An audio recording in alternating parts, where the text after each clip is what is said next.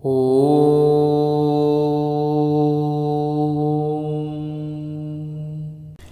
सदा सिन्नो सदा सिद्धदानीं नासीतृजो नो योमोपरो यत् किमावरीवः कोकस्य सन्मन्नः किमासी दहनं गंभीरम्।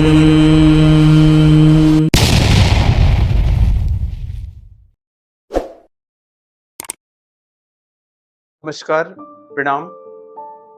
आप सभी साधकों का जीवन के अनसुलझे रहस्य hidden secrets of life and God channel में स्वागत है। तो जो आपका एक कल पहला प्रश्न था, आपने पूछा था एक शिव जी को लेकर कि शिव जी के दर्शन कैसे हो सकते हैं।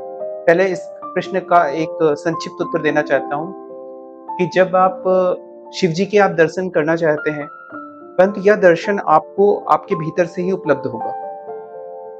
इस विषय में मैं दो चीजें आपको बताना चाहता हूं कि जब भी आपके अंदर ऐसी आकांक्षा है शिव जी को देखने की, तो उसमें मैं दो चीजें रिलेट करूंगा। एक मैनिफेस्टेशन पे बोलना चाहता हूं 5 मिनट, और 5 मिनट में द्वैतवाद अद्वैतवाद पर बोलना चाहता हूं। तो यदि आपको लगता है कि शिव जी कहीं दूर बैठे हुए हैं, बहुत से ऐसे साधक हैं जो लगातार कमेंट कर रहे हैं कि किसी एक साधक ने कमेंट किया कि मुझे एक व्यक्ति का नाम बतलाइए जिसे मोक्ष की प्राप्ति हुई हो, जिसे ईश्वर की प्राप्ति हुई। आज तक पूरे हिस्ट्री में कोई भी एक साधक, कोई भी एक व्यक्ति जिसे ईश्वर की प्राप्ति हुई। अब इस प्रश्न का मैं उत्तर देना चाहता हूं आप सभी साधकों के लिए। यह ऐसा ही प्रश्न है। साधारण से एग्जाम्पल है, एक मछली पूछे, एक महासागर में, एक प्रशांत महासागर में, पैसिफिक ओशन में बैठी हुई एक मछली पूछ रही है कि मुझे महासागर दिखाओ।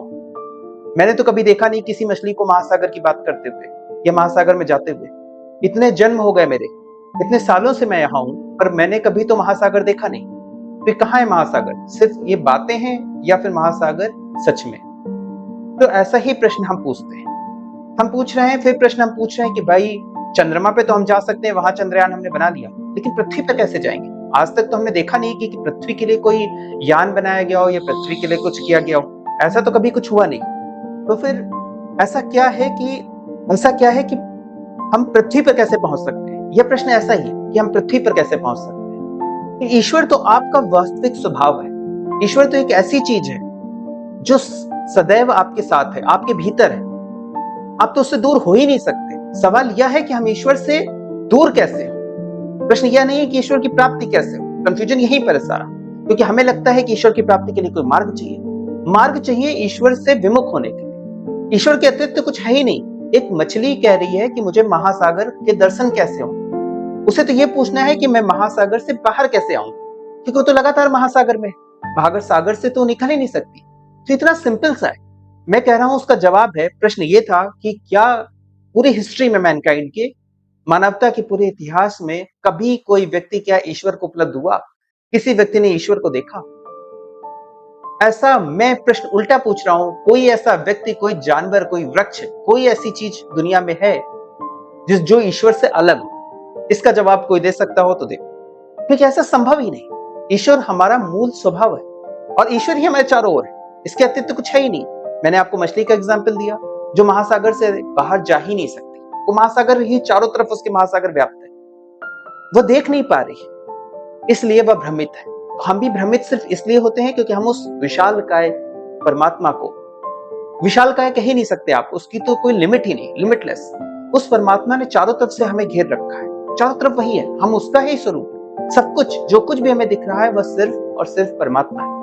तो प्रश्न ये होना चाहिए कि परमात्मा से दूर कैसे जाए, ना कि ये कि हम परमात्मा की प्राप्ति कैसे करें। प्रश्न ही उल्टे हैं। शुरुआत से बताया जाता है हमें परमात्मा तक पहुंचना है। परमात्मा तक तो हम पहुंचे हुए, इसीलिए पहुंचना बहुत मुश्किल है, क्योंकि हमें कंफ्यूजन में। एक मछली सोच रही है कि महासागर तक कैसे पहुंचे, और महासागर में।